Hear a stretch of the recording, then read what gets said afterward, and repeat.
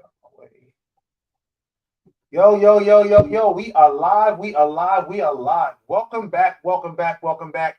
And you already know what it is. You know who I am. Go ahead, share, share, share. We have a very interesting conversation coming on tonight on Real Talk with Rajan. And that's all I'm gonna say about that. Y'all need to go ahead and share this out. We got a very special young lady coming on here tonight. I love when I get the opportunity to talk to people that I'm a fan of and people that inspire me. So I'm really excited tonight to speak to a young lady who I have been able to consume her content for the last 3 years. I want to say I've been watching her streams. But she's taken a major step to move forward with something that she really believes in, which is being the mayor of the city of Charleston. And we're going to talk to her tonight. And before we get started, I'm going to say this again after I actually start do my little preview. But I want to ask that everybody watching tonight watch with open ears, open mind, and open heart. Give her a chance. Why? Because all of us need a chance. We all need a chance. So if you listen tonight, you may listen and say, hey, it's not my jam. But hear her out. Give her a shot. With that being said, I'm going to start my countdown.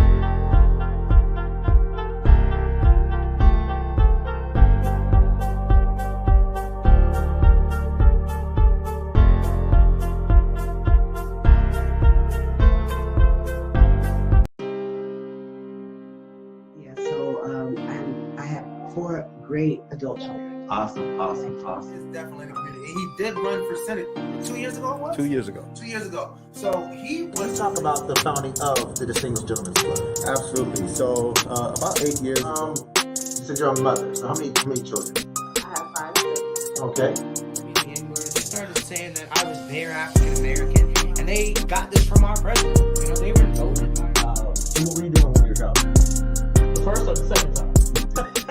Before the first time. So I was in and out.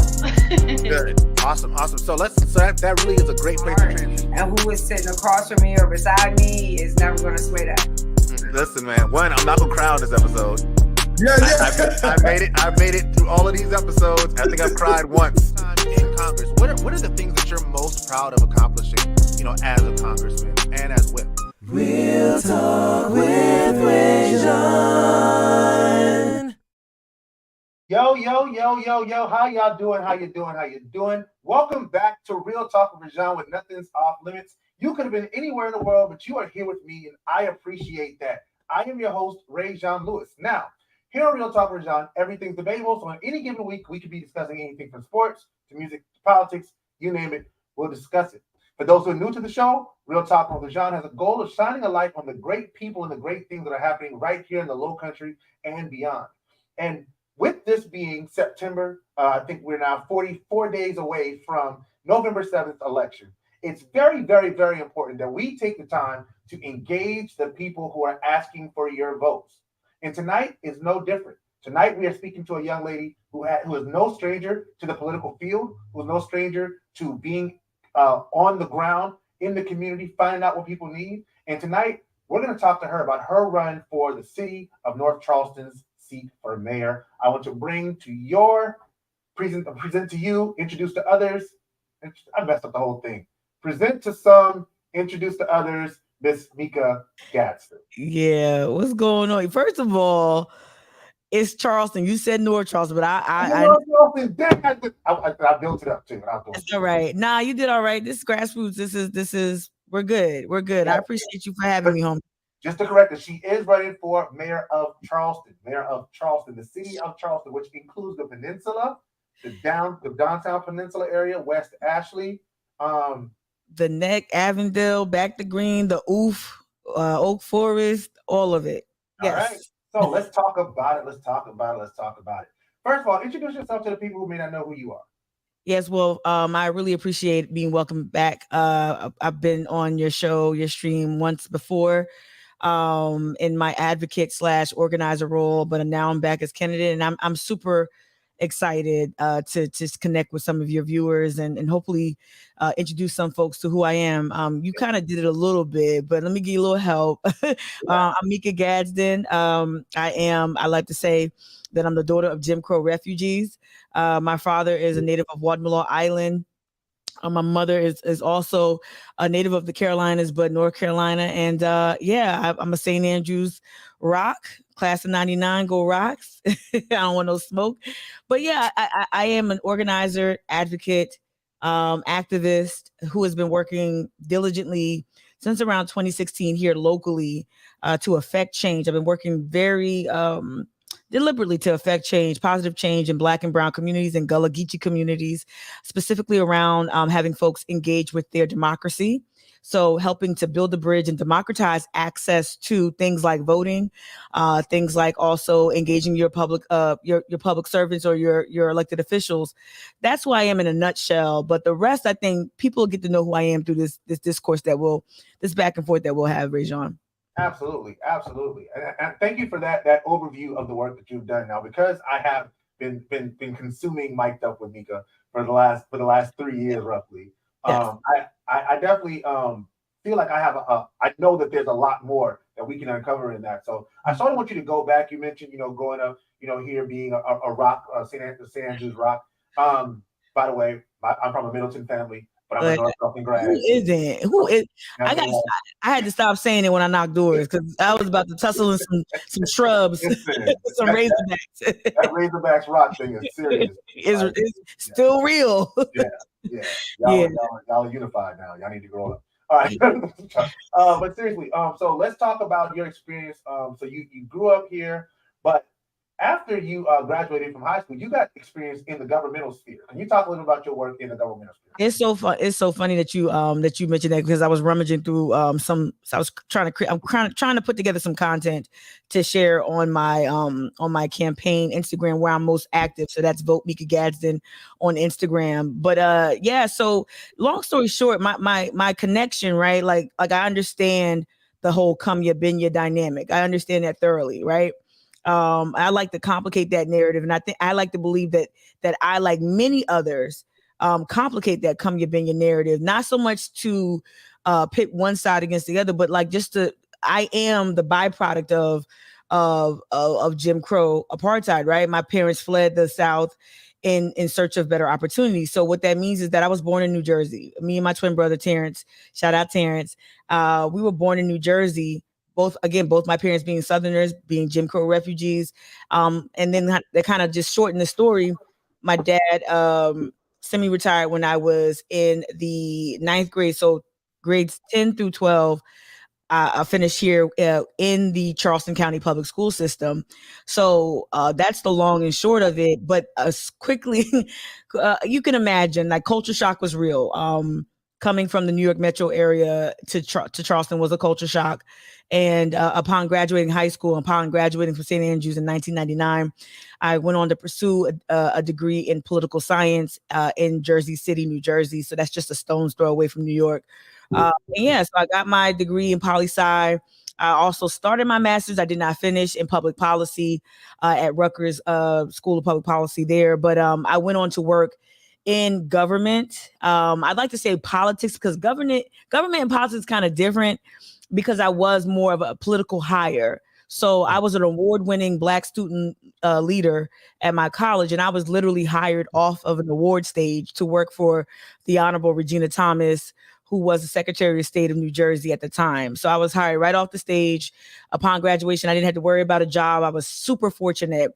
And so I worked for a couple of years in Trenton, New Jersey, in the capital of New Jersey.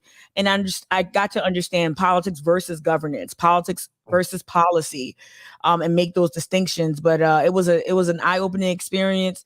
Taught me a lot about democratic politics. It taught me a lot about the democratic machine in New Jersey. New Jersey is a blue state. And so it taught me a lot about constituents of all backgrounds participating in the democracy, good and bad. And then I left government and started to work at a higher level in retail management. But yeah, I came back home to Charleston in 2014. and haven't looked back since, and have found my calling creating content around current affairs, politics, pop culture, and trying to just bring people into that. People don't read their newspapers anymore, but let's read it together. Let's cover the story together, right? So, yeah, that's the long and short of it. No, and I love that. Thank you for that, especially giving us that politics versus policy thing, because a lot of people don't understand that like politics is just one part of it. Like it has to actually translate into something. So I love that you brought that up as a key point. You also mentioned, that one of the things that you do, and the way I really began to engage your content was through your streaming. And I know that through your streaming, you make a point of it to expose people to information that otherwise they probably wouldn't have access to. And if for no other reason, just to make them think a little differently about the things that the way that they're moving throughout the world. Could you talk about sort of how that would influence how you show up as mayor? Oh my goodness. Yeah. So one thing, look, I'm under no illusions. Like I understand there's a public perception about me. There's a public perception. I think Fitz News called me a provocateur, and there is rhetoric and noise around like me being a less than serious candidate. And that's only because I think a lot of folks view electability through a very specific lens that is the white gaze, to be honest. And I'm not just talking about white folk either, right? I think that we as a community, if I want to be tribal for just a second, we as a community tend to view government and elected officials through a respectability lens. And I'm not saying that elected officials should not be professional. I am professional. But what I do with my live stream, just to answer your question a little bit more directly, what I do in my live stream is I kind of let go of that white gaze. Like I don't perform my style of communication. I don't perform that in a way that's going to be respectable, right? Like so I make it more comfortable, more accessible. And I feel like our information, like I feel like the information dispensed from our government, from our local leaders, it should be accessible. It is not. A lot of the pertinent information about not just the Charleston mayoral race, but the North Charleston mayoral race is behind a paywall. A lot of it is discussed in a way that's a little bit above folks' head, and that's intentional. The process of even filing to become a mayoral candidate is convoluted. And a lot of the conversations and interviews and forums are all happening inside of 60 days. So what I try to do in my live stream is bring people behind the scenes on some of that, some of my own lived experience. I've worked behind the scenes during certain political seasons, primarily during the 2020 Democratic primary. I was fortunate enough to have a behind the scenes look at the surrogacy process with some of the bigger names in Democratic politics.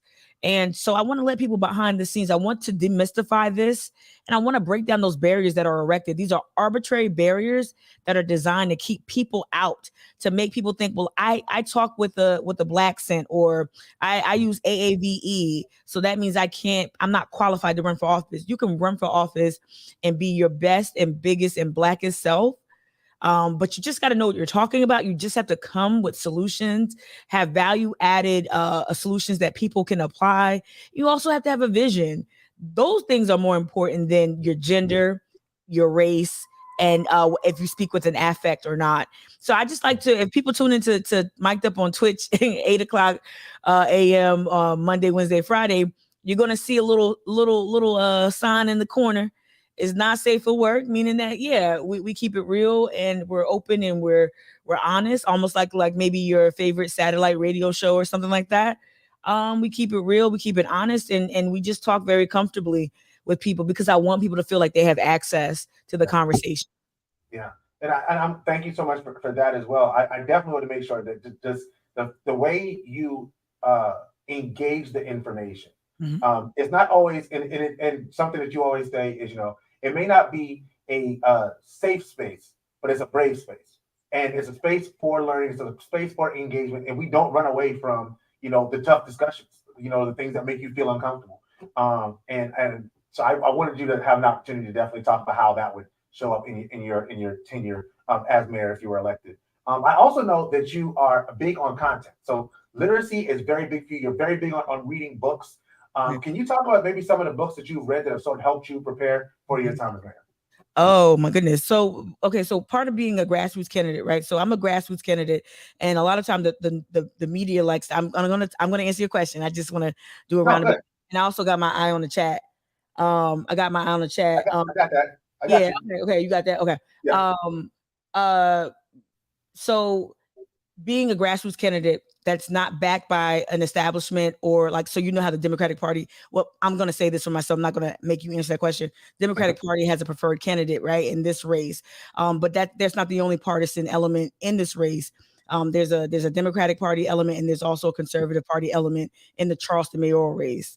And so a lot of times those parties backing those candidates, they take up a lot of room, and there's a lot of funding and resources that go toward those candidates. So what I had to do is create spaces. I had to create my own spaces and my own events, and a lot of that, to your point, centered certain books that I feel will really advance the conversation with regard to one of my cornerstone issues, which is the climate crisis, which is an existential crisis.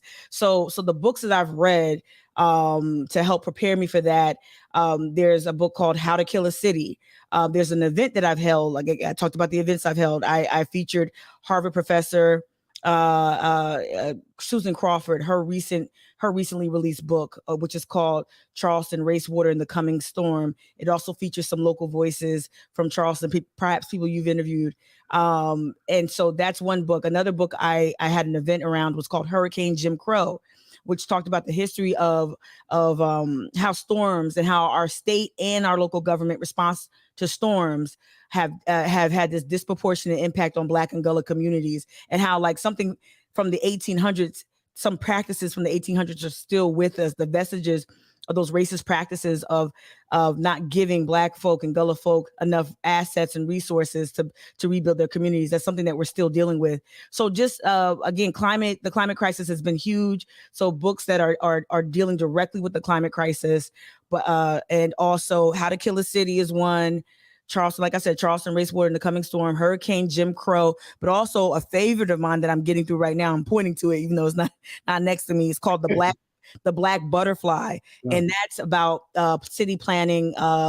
It deals with everything, urban design, urban planning in a Black city like Baltimore, which I draw so much inspiration from what's happening in Baltimore, what's happened in Baltimore, because it is a city with such a rich Black history. So those are some of the books that I've leaned on. But I'm a voracious reader. There are books literally all around my apartment, on the walls, on carts, under the bed, on the floor. I'm a voracious reader, and I really do think you have to deepen your knowledge about things, how cities are governed, how cities generate revenue. So I definitely seek those things out. All right, thank you for that, for sure. And I knew you would have a book list, so I was like, yeah. So you mentioned, and something that I know, both again from your content as well as just knowing you and following you along social media, is you do have a emphasis on how African Americans and Black people are being treated in the city of Charleston. I want to ask you this: as mayor, what are some areas that you think the city could definitely do a better job of supporting Black, brown people, underrepresented communities? What are some areas that you think definitely need to be cleaned up? Yeah, for those who don't know, I'm currently the co-chair with the Friends of Gadsden Creek. It's an organization whose name, of course, includes my name, but that's just a coincidence. Gadsden Creek is the last remaining tidal creek on the peninsula. It's not referred to as a creek because the forces that be want you to refer to it as a ditch or some sort of channelized, whatever, water thing. Like they've bastardized what it is. So for me, what that work looks like is, and I think that is one of the questions I saw in the chat. Downtown Back to Green, I've been there. We've been there for years. We've not just been loving on Black folk via, cookouts and whatnot. We've been out there. We've been canvassing. We've been doing mutual aid. We Friends of Gadsden Creek have hired from that community. We're continuing and growing our resources so we can pour into that community, not so we can advocate for them, but so they can advocate for themselves. So what my work looks like is challenging our land use policies, like the policies we make currently, or rather the zoning policies. A lot of it is steered already by something that was laid in place about 30 years ago, called TIFs, right? Tax incremental funding, right? So TIFs are how our city basically take from one area of city operations to finance certain infrastructure projects. So what's happening on the west side specifically with Back to Green, you have a TIF in place called the Horizon TIF that was started by Mayor Riley. And what we found is that no, TIFs are not inherently bad, but typically some cities get out of hand with them. We see that in Chicago, it runs rampant. So what I see myself doing as mayor is putting an end to that abuse where we're seeing money being taken from school operations in predominantly Black neighborhoods to go prop up billion dollar projects or $1 million projects like luxury condos and things of that nature. We're here to try to have the city. We need to have the city rethink the way they go about thinking about their growth and making sure that growth doesn't come at the cost of working class communities, but specifically Black communities. We need to be pouring into the west side, pouring into the east side, and not using these regressive and extractive tools that have just taken resources from those areas. So I definitely push back on that and force the city to rethink the West Edge project that's right now currently being rolled out on the west side. We see the skyscrapers going up, we see the luxury condos, and we know what's next for those community members over there in the Gadsden Green public housing units. Thank you for that. And I want to also ask a question that it asks the question that's being asked about the upcoming selection of the chief of police. But I also want to talk sort of about the relationship between law enforcement and the people of the city of Charleston. Some areas that you can see there being some improvements made in that way, in that regard. I'm gonna do something that I don't typically do on Mic'd Up, Rajon. I'm gonna practice some restraint with regard to the hiring, because let me bring people into it. Again, being a grassroots candidate that has historically I've been a social irritant. I've been a gadfly. I've been someone who's really tried to hold not just the mayor and our local government to account, but also our former police chief Reynolds, who's no longer with us.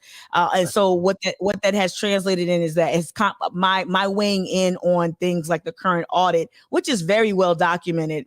I've been very vocal about things like use of force and making sure that our current police department execute the recommendations from the audit that did substantiate that there was a need to address racial bias and use of force. So I've been very, very clear on that. And I'll continue to be an advocate for correcting the problems of the past. But I don't want to get into the hiring part because that will complicate things for me and my team. And it has in a lot of other ways.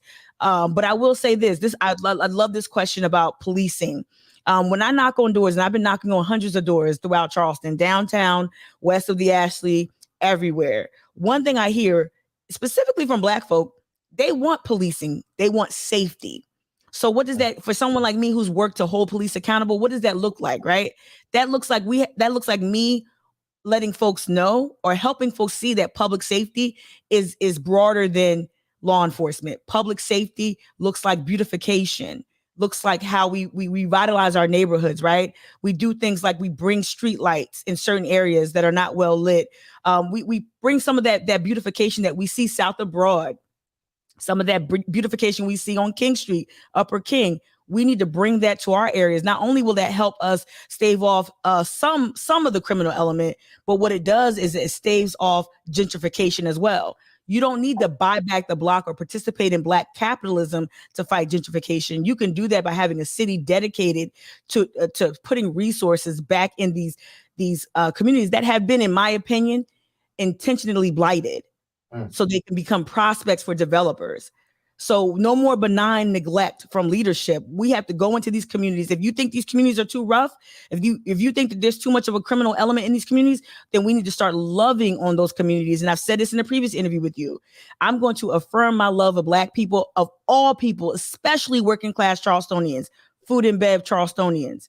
I'm going to affirm my love for them through policy, not through rhetoric. And we do that by making sure that we're fair and equitable with the resources. We are a city that is not broke. We are not broke. There is no scarcity. Okay. So we have to reallocate these resources and reinvest in our communities, specifically our Gullah Geechee and our working class communities all around Charleston. Yeah, absolutely. Absolutely. Thank you for that. And I mean, thank you for answering it in a way that you most feel comfortable. and make you feel good. This is a safe space. To me, like I want to create a safe space for you because I know how it can be out there, especially when you're running a campaign. So I want to talk to you about another issue that I know is on the forefront of your heart. Not only one thing I like about you a lot is that you literally took the things that you care about and made them your platform. Your platform isn't shaped by anything other than the things that you would really believe need to happen and the things that you care about. So that's one reason that I sort of can. Okay. So one thing that I know is near and dear to your heart, we definitely talk about, climate change, sea level rise, talk about the issue of the Black community, gentrification, but LGBTQ plus advocacy. That is something that's a big part of your platform as well. Did you want to talk a little about why that's important to you and how do you think the city of Charleston could do better? Yeah, it's really great to see other candidates catch up to that too. I've been watching it. I love fans. Little petty with that. Because I'm 10 toes down. We 10 toes down. We've been here from the beginning. I want to make this very clear. I lost a lot of followers recently.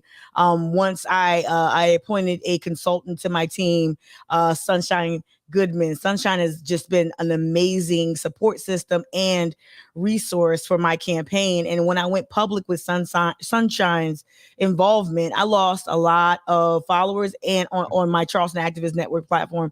But also I got questioned about my priorities. Again, I already stated that I've been in Back to Green. I've been on James Island. I've been in our school systems. I've been in Black neighborhoods. I've been in Black churches. But for some reason, the narrative is that I'm on an agenda. I'm a straight woman. I'm a straight cisgendered woman. And I have to understand that Black people, we're not a monolith. And there are gay, there are trans, there are bi, there are all kinds of Black people. And I'd be remiss if I sit here and try to run for mayor and forget or try to neglect a segment of our population. And so for me, what that looks like is making sure that not only do we bring on folks like Sunshine Goodman to help me craft policy, but it also means giving voice to some of the issues I've heard. There are a number of debates coming up soon, and some of the debates are centered around a certain issue. For instance, 180 Place has a debate coming up, and if, for those who don't know, 180 Place is an organization that helps to shelter the houseless.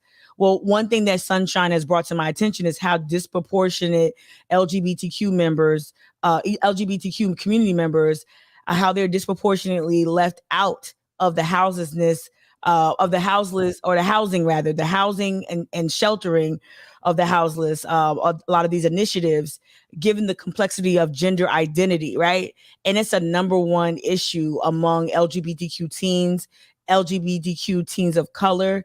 A lot of these folks cannot seek proper shelter, given that there aren't there isn't that specific care, not enough of it, specific care for that community to handle the complexity there. So I want to make that one of my top issues, is making sure that we have enough resources for folks who need housing. There are a lot of folk who are housing insecure. Shoot, they could look like me, to be honest, the way that rent and gentrification has run rampant. But we know that people who are dealing with multiple identities, right? I'm a Black woman, but if I were a Black woman who was also LGBTQ, I'd have to face a certain set of challenges with regard to fighting off housing insecurity. So I want to speak to issues like that. Also, equity in the workplace. We are a city that does not have, our hate crime legislation isn't where it needs to be. So we need to walk our values with regard to pride. It's not just pride. We need to create policies that reflect our commitment to the LGBTQ community. Yeah. And why? And I think you sort of already answered this. I don't want to double back on it too much, but why was it important to you that you include that in your platform? Again, because I think that there can be a very narrow. When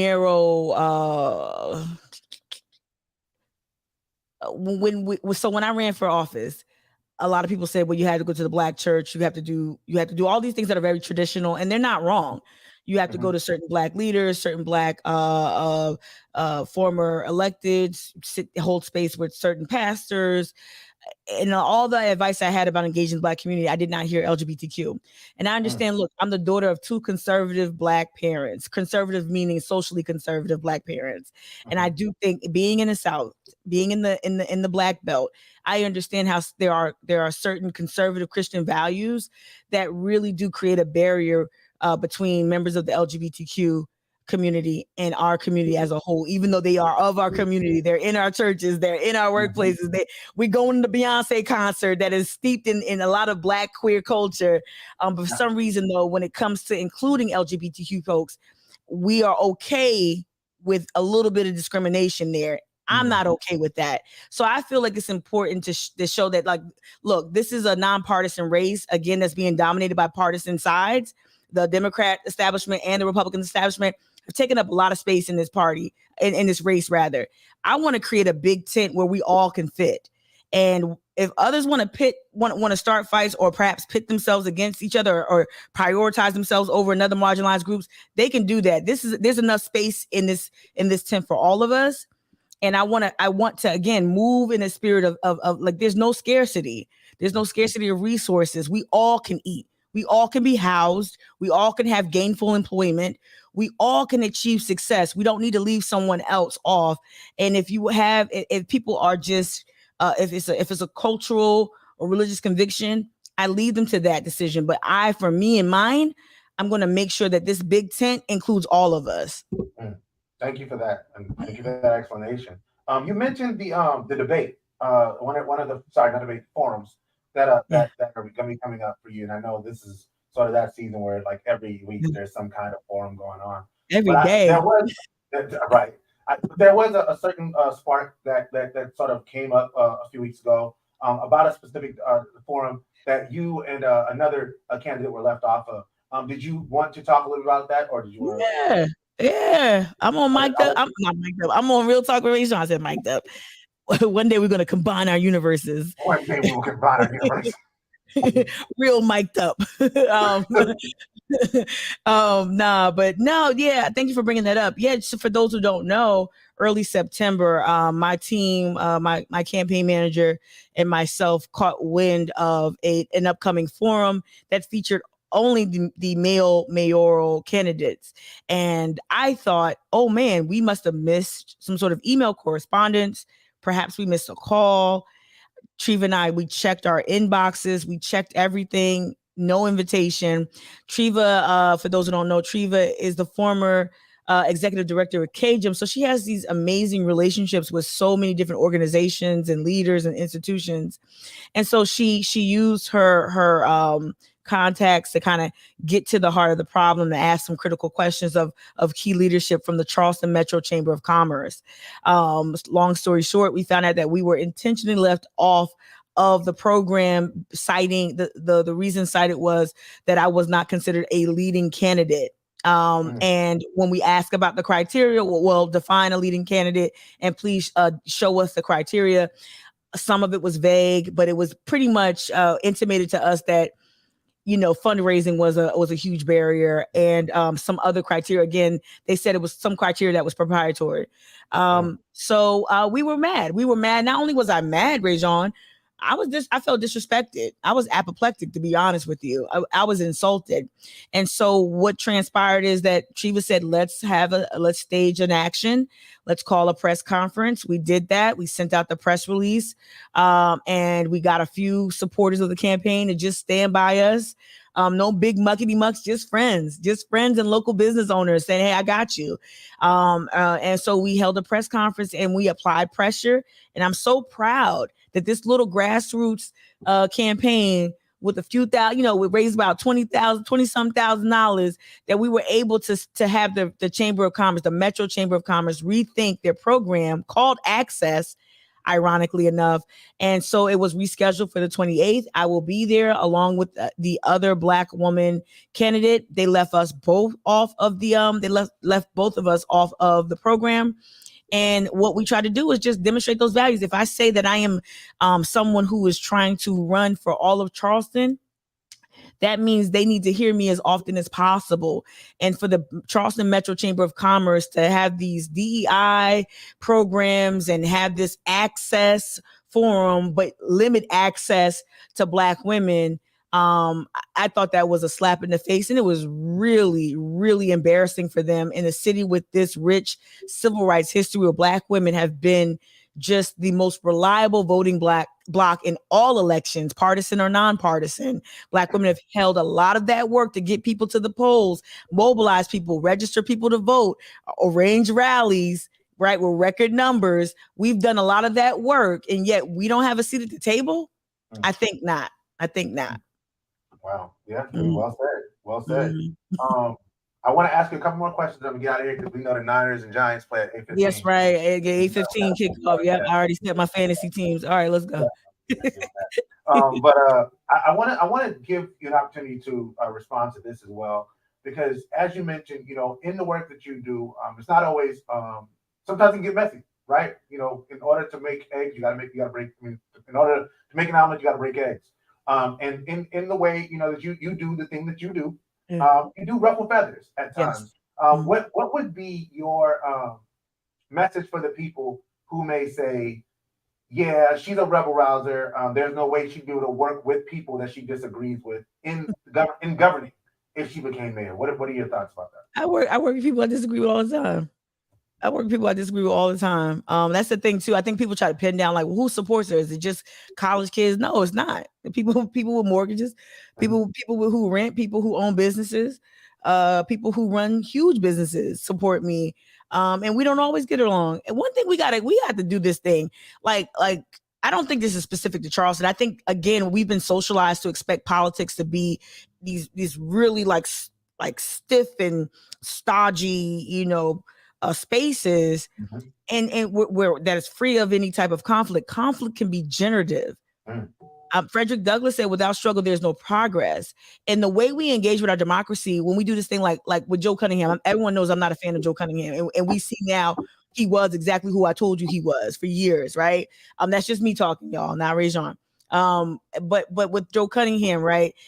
For years, I've asked people, like, don't let him be a single issue candidate. Don't let him just run on offshore drilling. Make sure you know where he stands on things like minimum wage. Make sure you know where he stands on things like a woman's right to bodily autonomy or a person's right to bodily autonomy. Push him to be better. What's up, Taisha? Push him to be better, right? For years, I've been telling him, and he's just an example. I don't care if it's the most popular politician you know. You have to demand, you have to have a standard. You have to set the rules of engagement. They work for you. Elected officials, candidates are working for you. I'm interviewing for the top job. You are the interviewing manager. You need to ask me critical questions. And so that's what I do on my platforms. I ask tough questions. I think critically about the things being said in the media. That's media literacy. I think critically about what our elected officials are doing and saying. I think critically about the sweetheart deals that our elected officials are giving over to millionaires and billionaires. You have to be able to challenge people in power. As an activist, that's what my number one job is, to challenge and interrogate the direction in which power flows. If power is just flowing up to the richest and the wealthiest and not flowing down to my people, to the working class people, to food and bev, to the people who hold up the hospitality and tourism industries, if power and resources are not flowing in a direction, you have to start questioning that. We've got this dynamic where we just think that these people are celebrities. They're not celebrities. They're working. You put them in office and you pay them with your taxpayer dollars. Challenge them. And if I am elected mayor of Charleston, I expect people to come hard at me as well. It just, that's the way it works. Conflict can be generative. It's not negative. So I just want us to be we're not passive actors in our own democracy. We can be very active in our democracy. We don't have to wait to be told anything. I think that's important. Yeah, I think that's well said. I didn't see that being a hard question for you. So, I think you made your case. I definitely think you made your case. But before we get out of here, I want you to make your last call for the voters, and I also want you to let them know how to follow you, how to support, how to donate. Yeah, I had to just say what was comfortable for me. For me, I'm most active on Instagram. I know this is a Facebook-friendly platform, and I'm so grateful for it. For me, it's easier to engage. So Instagram, vote Mika Gadsden on Instagram. You can also check out the website, votemika.com. That's the best way to reach me. Also, or if you want to reach me directly, Mika, Mika at votemika.com. Email me directly if there are any questions. But votemika.com is the way people can connect with the campaign. And Instagram is the best way for people to connect with what I'm doing. People ask me, where you at? Where you at? Because I'm not on Facebook. Thank you, Rajon. Because I'm not on Facebook, people think I'm not doing. I'm everywhere. My cousin, shout out to my cousin Adrian. She's like, are you in the Black church? I'm like, Adrian, here's 6 shots. here, I'm like, here, cousin, here's 6 pictures. These are just 6 that I can share of where I've been. I've been in these streets. We've been canvassing multiple days a week, 4 days a week, weekends, every weekend. People can check me out at the upcoming, the Post and Couriers, Palmetto Politics Live on Monday. There are a bunch of events happening. All of that is in the newsletter. Connect with the newsletter on Instagram, again in the bio, votemika.com. You can just connect with the campaign and see all of the events that are coming up. It's going to be a busy week next week, and I hope to see people there wearing their merch. We got a merch shop as well at the website. So yeah, a lot going on, but I'm out here. For those who don't think I'm out here, I've been in hundreds of homes, literally parades, everything, festivals. We've been out here. I'm somewhere near you. You just have to connect with me. I love it. What's your prediction for the night's game? Man, don't even start, man. I didn't like Daniel Jones has got it. Like, so I don't know if Saquon was active. They said they didn't rule him out, but I don't think he's gonna play. They ruled him out. Yeah. So Daniel's gonna have to do a lot.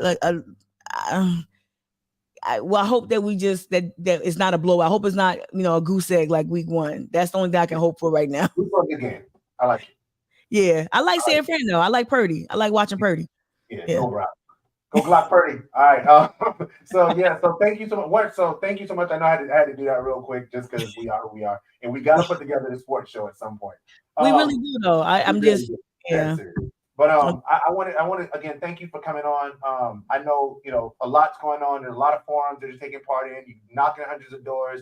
You're getting out. You're making you're making your case for the top job in the city of Charleston. And I definitely wanted to make sure that I gave you a platform. You giving me a platform when I was running for office.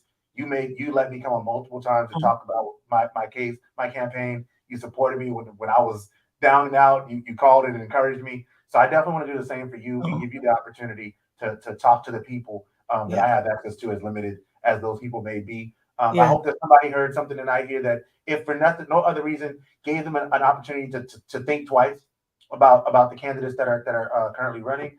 And to really, like I said in the prelude to this, to listen with an open mind, open heart, and open ears, and not just say, "Oh, she doesn't have a chance. Let's just count her out."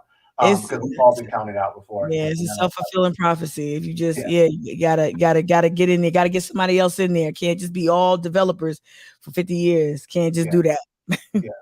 Yeah. And with that being said, I thank you for coming on tonight. You've been an amazing guest, and I'm pretty sure you'll come back no matter what the results are. So thank you for your time. Thank you for your energy. And I want to go ahead and put this clarion call out one more time. Again, every week I'm going to say this. Yes, I brought Mika on. Last week I had Clay on, and I will continue to engage and bring. If you are running and you want to be heard by the people in an unfiltered conversation about this, reach out to me, www.realtalkwithrajon.com, or email me at realtalkwithrajon@gmail.com, and we can schedule it. We can get you on, because what I don't want is for people to go to the polls on November 7th, or when we have early voting, which starts on October 23rd, and say, I don't know who these people are. I am extending the exact same opportunity to everybody, whether I know you or not, whether you're in my party or not, whether we agree on things politically or not. I'm going to give you a chance to be heard.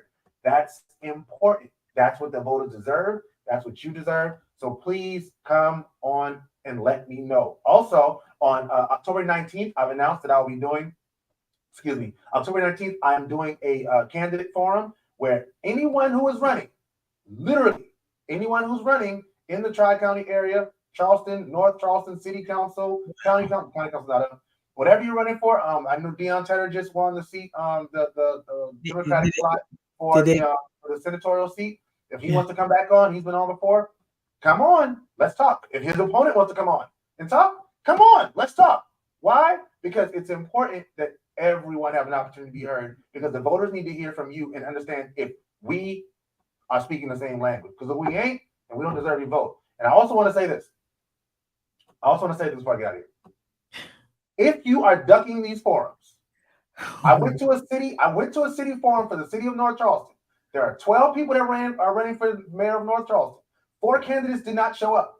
Oh. If you are ducking these forums, do not complain when these people don't vote for you. Mm-hmm. Yeah. The election's not fixed against you. You didn't show up. Ooh. And you were invited. Right. Yeah, look, exactly. Like, it's opposite of my thing. It's the opposite. And you were invited. So if you're not invited, that's a completely different thing. But I'm talking about people who are invited. If you want to come on, be heard. Come on, be heard. I'm inviting you. In closing, and in the words of the late, great Frederick Douglass, it is easier to build strong children than to repair broken men. My question for you is always, what are you building? Now, that is real talk. I will see y'all next time. Peace.